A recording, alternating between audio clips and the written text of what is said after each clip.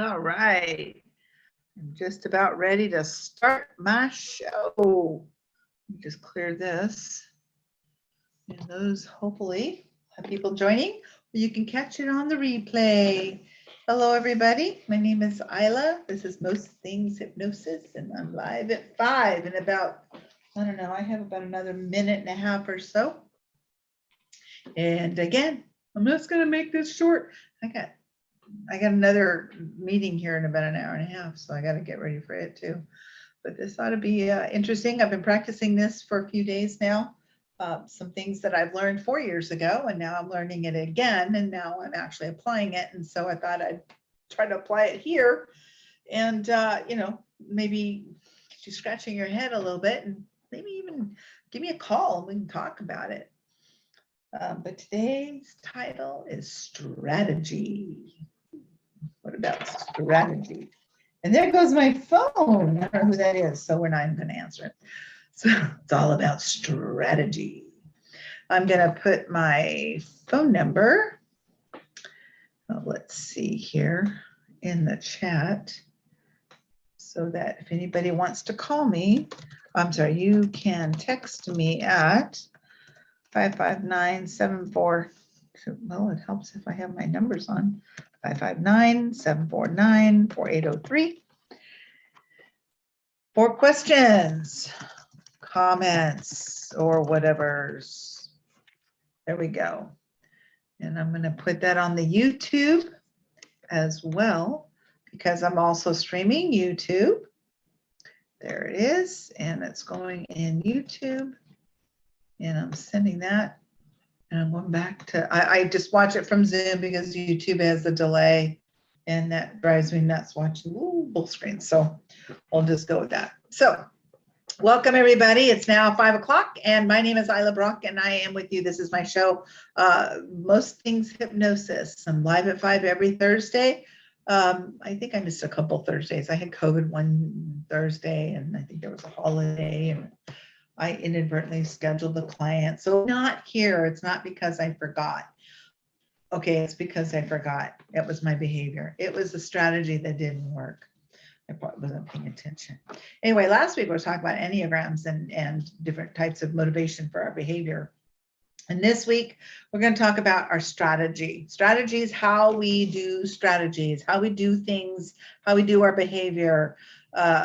pretty much the crux of what I get to do for my vocation is I help people.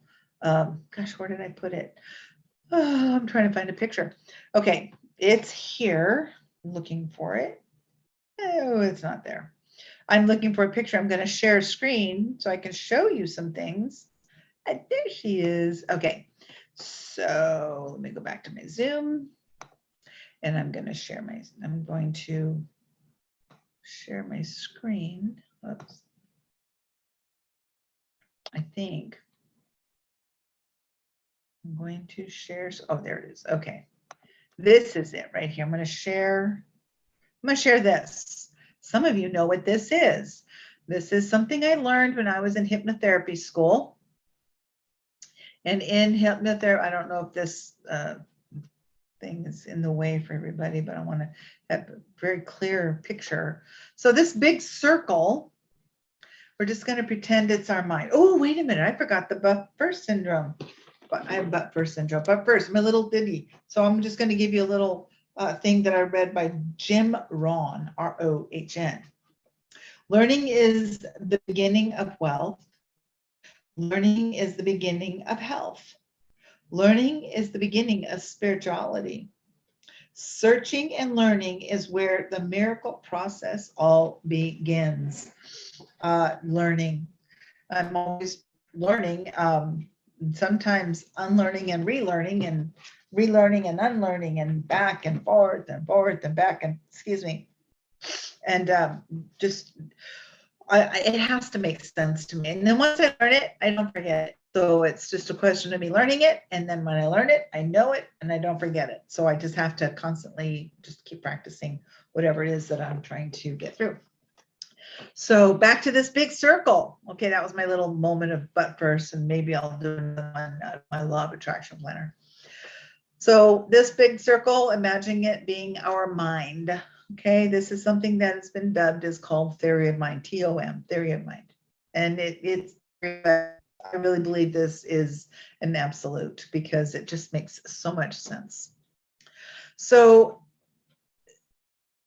there's a down here at the bottom base of the brain, the lizard brain, the primitive mind or whatever, that's where we store the bottom base of our subconscious mind, that fight or flight position of our life, you know, that lets us know when there's danger or your boss comes in at 10 in the morning, I need to see you at the end of the day. And now you're in fight or flight for the rest of the day, not knowing if you're losing your job or getting a promotion or, you know, I hate when the bosses do that, but your body's in that state. You can't really work because you got the side of you that's just worried about, you know, am I going to have to go find a new job? You've already updated your resume by 11 o'clock, not knowing, and all you wanted to do was find out, you know, if you can come to some function on the next Saturday, but you don't know, and bosses do that. And I hope that if I'm ever a boss that I, you know, the crowd like that I don't do that to somebody.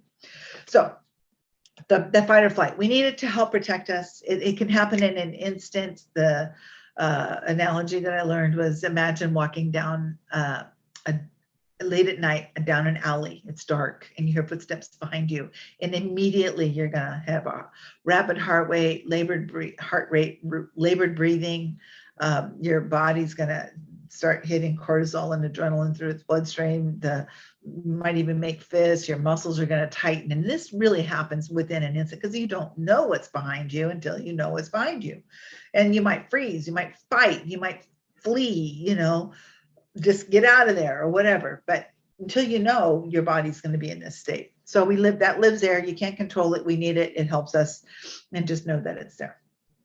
Okay, so now you're born here at the age of 0, the moment you're born, till about the age 8. Some of us learn this as those programming years. I call this age over here, age 8, the age of reason. Sometimes it's 7, sometimes it's 9, but the average is about 8. And that's that age where children are going to get, you know, a little more suspicious about the things you tell them. But before then, they're learning. So a 2-year-old, you can teach them just about anything you want. So easy for a child to learn whatever it is you want to teach them. All these little minuses and pluses all the way throughout this big area here called the subconscious mind. makes up about 88% of our brain power. And that means 12% of our conscious power is 12% is our conscious power.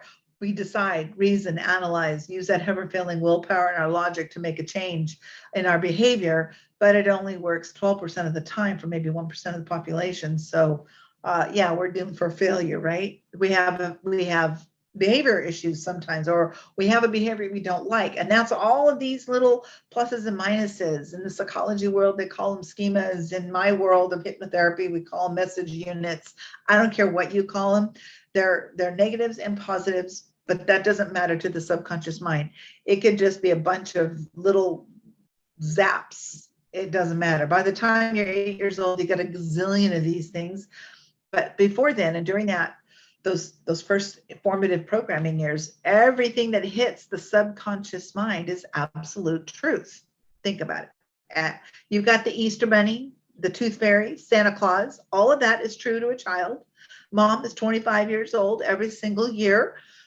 Children will believe whatever you tell them. You can tell them Mumbo, Dog Face, and the Banana Patch. This is kind of like my little spiel on theory of mind. It doesn't matter. 2-year-old, 3-year-old, 4-year-old, whatever. They're going to believe that, you know, this is valuable. My little pyrite rock, it's so valuable, and we got to be very careful with it or whatever. So, I mean, anything you teach a child. There's this cute little YouTube video, and you can look it up. The little girl with the paperclip. And mommy gives her a box, and she opens a box and she finds this paperclip inside the box. And this little girl takes this paperclip and she is so happy with this paperclip. It's become like her little pet. And it's the cutest little thing because she had such gratitude and compassion for a paperclip. Anyway, you can really, that's this mother, the little commercial, I'm not even sure what it's about, but it was just such a cute little display teaching your child to be thankful for whatever they're given to them. You know, remember Splash? Some of you remember that movie Splash, where she got the box and she thought that's so beautiful. She thought the box was the gift. She was grateful. So all of these things go into our subconscious mind. You know, we love chocolate, and we don't like timeouts. We like hugs. We hate spinach. Consciously, we know the negatives and the positives, the things that are good for us and bad for us. We know the fact. We know the fantasy, the reality, the makeup stuff. We know all of that. But the subconscious mind doesn't know any of that, doesn't care about any of that. All it knows is what it knows. These things called knowns. And anything the subconscious mind knows brings it emotional pleasure, period. So now you're an adult and you, well, after age 8, you start to develop this thing, a filter. In my world, we call it critical mind, but filter for the layman, filter. So we have this filter between conscious and subconscious. And this filter is now any thought that comes in that we want to make a change, it has to go through the filter in order to be accepted for change. So let's say you're say 40 years old and you've been smoking cigarettes for 22 years and you decide you're going to quit. I'm going to quit smoking. So you put that thought, I'm quitting smoking, that has to go through the filter. But in the subconscious mind, since you've been smoking for so long, the known is smoking. There's no association to smoke free or anything like it. So I'm not answering that one either. Anyway, so there's the association for smoke free. So now what do we do with it? It kicks it out. So now that's why a lot of times it's so difficult to quit smoking, because there's a behavior that brings emotional pleasure, even though we know it's bad for us. So my counsel is get some hypnosis to help you quit smoking. But what if we were to, my job here is I relax this filter and put in suggestions, positive suggestions to create new knowns that bring emotional pleasure. So if the subconscious mind's defending smoking, why don't we let it now defend smoke-free instead?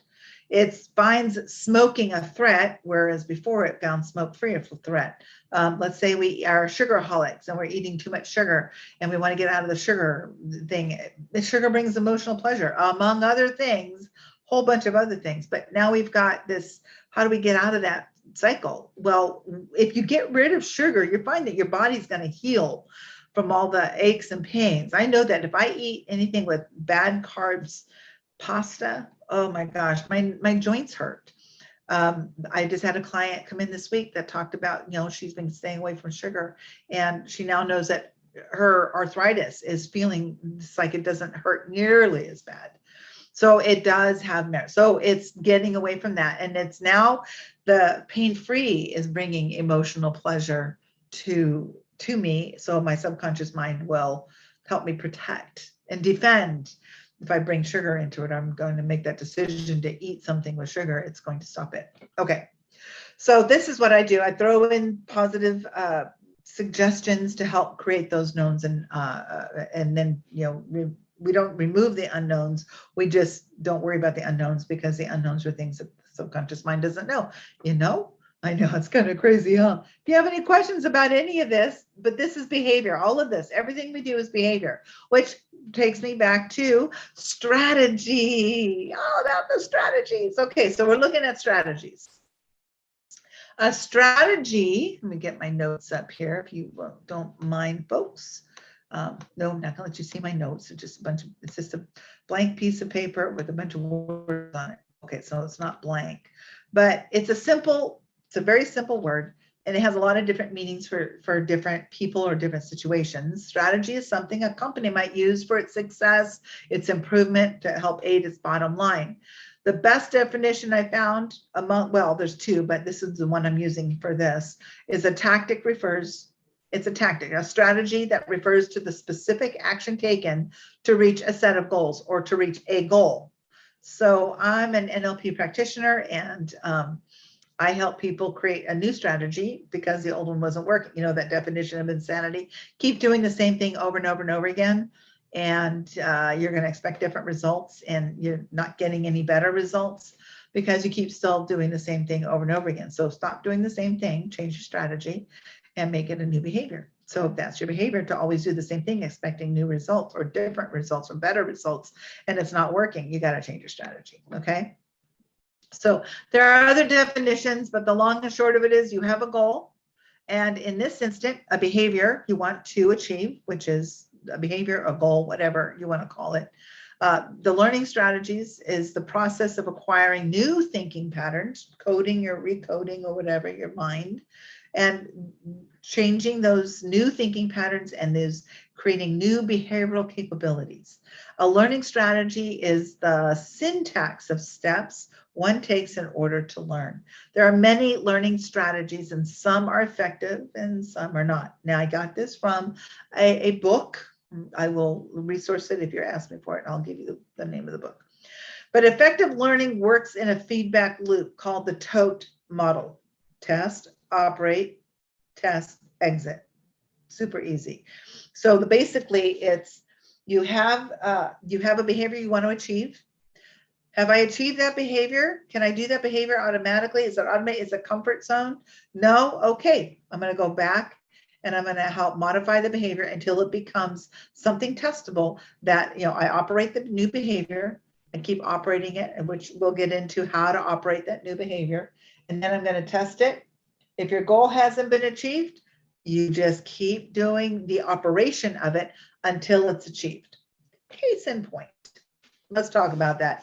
Let's talk about what does mean case in point. What is some things that we have learned that are strategy? How you drive a car. You drove a car by the first time you pressed on the brake, or you stepped on the gas pedal, or if you're like me and you learned on a clutch, which is that other third pedal back in the old days, you popped the clutch or whatever. Those were not working strategies for you at the time you started to learn to drive. You had to learn, okay, that didn't work, so let's try this. Your mind is trying to learn the strategy to drive smoothly. Riding a bicycle, you're trying to ride the bicycle, you fall over or whatever, and you keep falling. Your body and your mind are learning a strategy to ride that bicycle. Another one that came up was, the baby walking, falling down. Nope, that strategy didn't work. I got to balance myself this way. Okay, so it learns a strategy in order to walk. Typing, I learned how to type. I was about 19 when I learned, but there was a strategy involved in my mind. Okay, I decided I was going to learn to type without looking at my fingers. I got the home keys down. Some of you are typists. I got my home keys down, and now I know all my reaches are. Oh, you can't even see my fingers. So it's like I know all my reaches and I can type without looking at my fingers now. I don't have to sit there and stare. I can actually do, you know, the whole touch typing thing. But I had to learn a strategy. And one of my forced strategies was look at your fingers, you're going to fail. So I wasn't going to look at my fingers. I'd rather get it wrong and then learn how to do it right. So there's so many things in our lives that we've learned, our strategies, from how you wake up in the morning to brushing your teeth, how you wash your hair, how you sit, how you get dressed, one leg at a time, right leg, left leg. There's a strategy, you know, how you process to retire for the evening, you know, when you, whatever it is you do to do your job or your work or whatever. So when I work with a client, there's a behavior change that they might desire. Usually that's why they come in, they want to change a behavior. And I want to know what the current behavior is, what that person's internal representation is of that behavior. How are they generalizing it? How are they doing that behavior so that, okay, now what would you prefer? Oh, you want this behavior? So we're going to practice doing this new behavior, and I'm going to drop it into a hypnotic suggestion somewhere along the way and help them create that new behavior in themselves. They're doing it. So, and it's really, and you can do it yourself. You can just swish it or whatever. But learning that internal representation, or IR, and how it's being generalized. So when we ride a bike or drive a car or type or whatever it is that you learn to do, you now have generalized it, and it's a behavior. It's a strategy that you have learned, and that's how you get into that strategy. Sometimes they're good strategies. Some people get into a strategy of, let me dare I say, lying, blaming others. They get into a strategy of trying to defend themselves by blaming others, or not taking responsibility. Some people get into a strategy of being lazy. So if you're into that kind of strategy, so it's like if it's something you would like to help yourself get out of, you need to start asking yourself and showing yourself compassion. Show yourself some compassion. Decide what it is, the goal that you prefer. Decide the goal, the behavior. If you are a you absolutely know, and you can deny it all you want, but you know, if you're a pathological liar, you know it, because every time you tell a lie, your mind's telling you the truth. You're just not saying it out loud. You know you're not, you can be shown proof and you're going to deny it. No, it's not true. Here's the evidence. Oh, I've seen them, and they're just so defensive. People who become so defensive about the truth shown to them, just accept it, own it, and move on, right? But if you want to get out of a behavior like that, or maybe you're a thief and you are just so used to stealing, maybe, I mean, I've met people who they've done time for thievery, and they said the crime was worth the time, so they do. Now they're not into it. Matter of fact, they make more money now not stealing than when they did, but that's beside the point. But they had this, they weren't happy. Their behavior was, I'm not happy unless I have stolen $1,000 every day. They had to steal 1,000 a day, credit cards, checks, whatever. So they had a behavior, and it took a while for them to get out of that behavior, and they created a new behavior. You know what? I'm going to work with my hands instead, or I'm going to go do this actual job or whatever. So it just, behaviors are something we're going to do, and some of the behaviors we have are just good behaviors or not so good behaviors. And they can change. I learned, I've been cooking for like 50 years, right? I know how to cook. I'm not afraid of a recipe.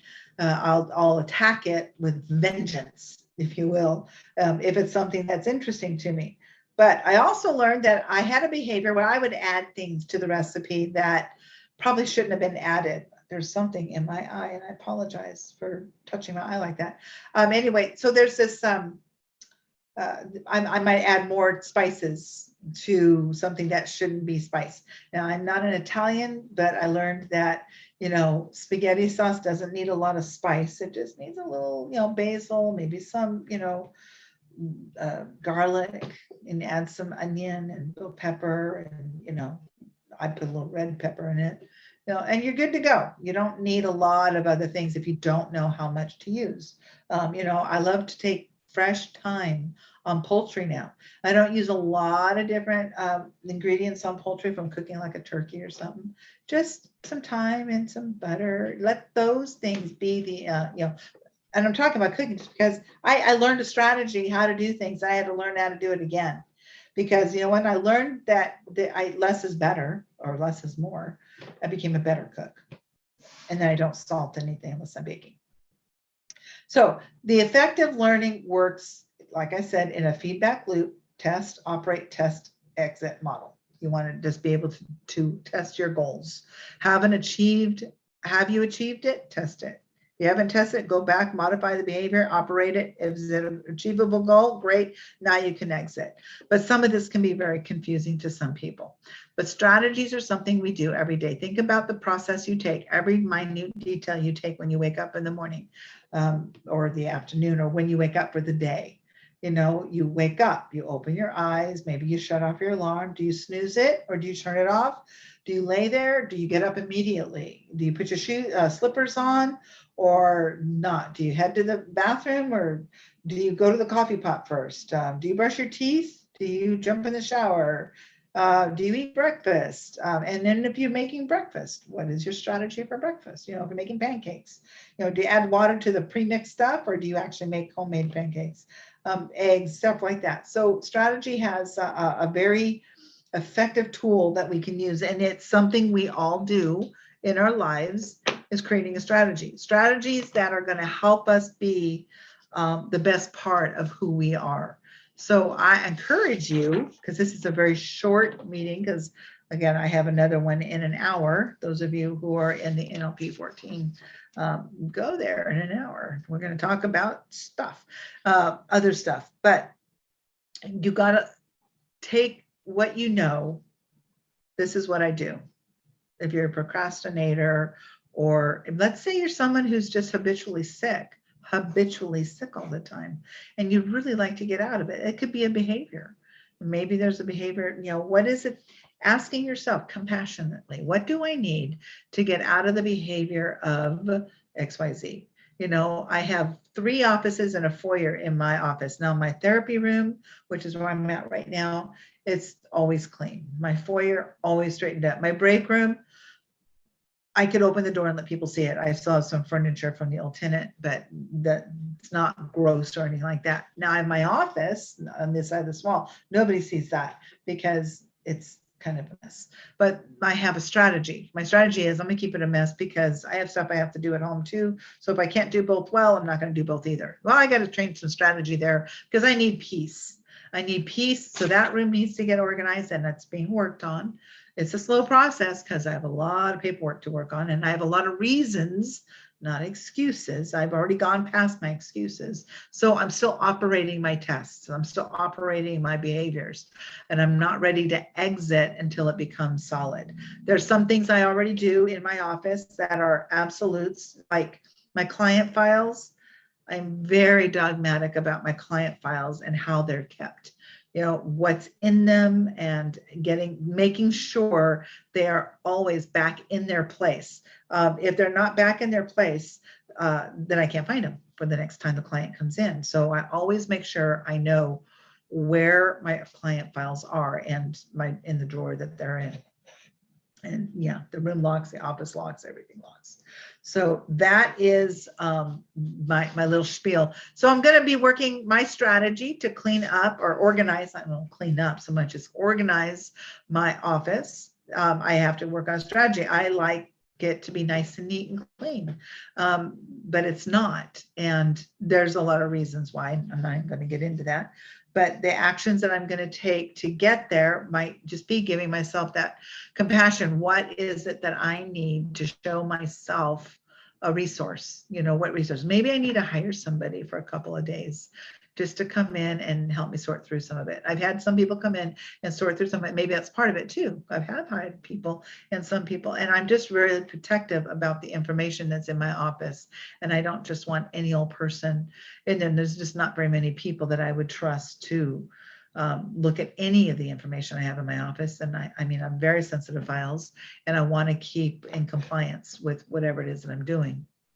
Anything to do with my clients, that's all on me. Anything other than my clients, I can probably let somebody else do, but I'm very private about that stuff and very protective. So sum up before I get out of here and move on to my next class. Strategy, just taking a tactic or a sequence of events to create a behavior or do a behavior, and learning what that behavior is, and just doing it until you are satisfied that the behavior is exactly the way you want it, the new one, until you're ready to change it again. And then you can exit and it becomes automated. Automate the behavior. You know, brushing your teeth every morning when you wake up and brushing your teeth before you go to bed. That's a behavior. You don't go to bed without brushing your teeth. And if you do, that's gross. So make sure you brush your teeth before you go to bed. Have good oral hygiene. That's very important. And all of that is my whole strategy thing. The sequence of events in your strategy helps you to produce the behavior that you have right now. So if you want to produce a new behavior, create a new sequence of things, I guess, for you to achieve the goal of behavior you want. And I hope this all made sense. All that said to say, I gotta get out of here. Thank you all for stopping by for these few minutes, and we'll be back next week. Maybe I'll talk more on strategies, or maybe I'll talk on something else having to do with how we behave, because I do work with behavior, and I love watching people's behaviors, you know, change to something even better. Take care, y'all, and I will hopefully you'll see me next week. Well, that I'll be here. I hope you will be here too. And that's it. That's me. I'm out. And